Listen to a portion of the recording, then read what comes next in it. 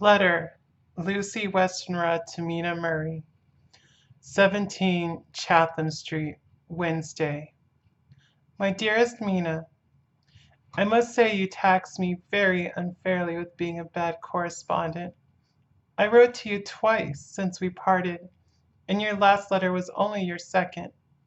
Besides, I have nothing to tell you. There is really nothing to interest you.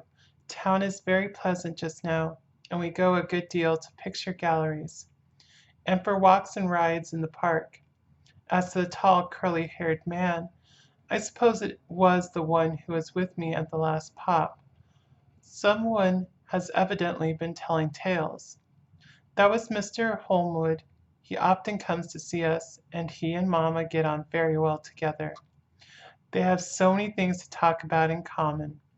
We met some time ago a man that would just do for you if you were not already engaged to Jonathan. He is an excellent parti, being handsome, well off, and of good birth. He is a doctor and really clever. Just fancy. He is only 29, and he has an immense lunatic asylum all under his own care. Mr. Holmwood introduced him to me, and he called here to see us, and often comes now.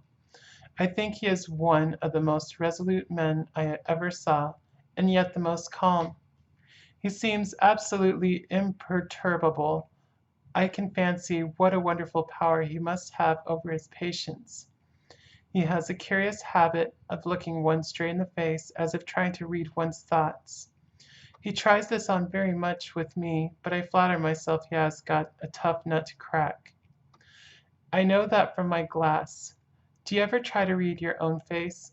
I do, and I can tell you it is not a bad study, and gives you more trouble than you can well fancy if you've never tried it. He says that I afford him a curious psychological study, and I humbly think I do. I do not, as you know, take sufficient interest in dress to be able to describe the new fashions. Dress is a bore. That is slang again, but never mind. Arthur says that every day. There it is all out, Mina. We have told all our secrets to each other since we were children. We have slept together and eaten together and laughed and cried together. And now, though I have spoken, I would like to speak more. Oh, Mina, couldn't you guess? I love him.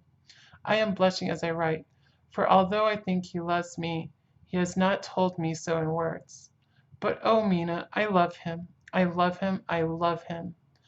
There, that does me good. I wish I were with you, dear, sitting by the fire undressing as we used to sit, and I would try to tell you what I feel. I do not know how I am writing this even to you. I am afraid to stop, or I should tear up the letter, and I don't want to stop, for I do so want to tell you all. Let me hear from you at once, and tell me all that you think about it, Mina. I must stop. Good night. Bless me in your prayers, and Mina, pray for my happiness. Lucy. P.S. I need not tell you this is a secret. Good night again. L.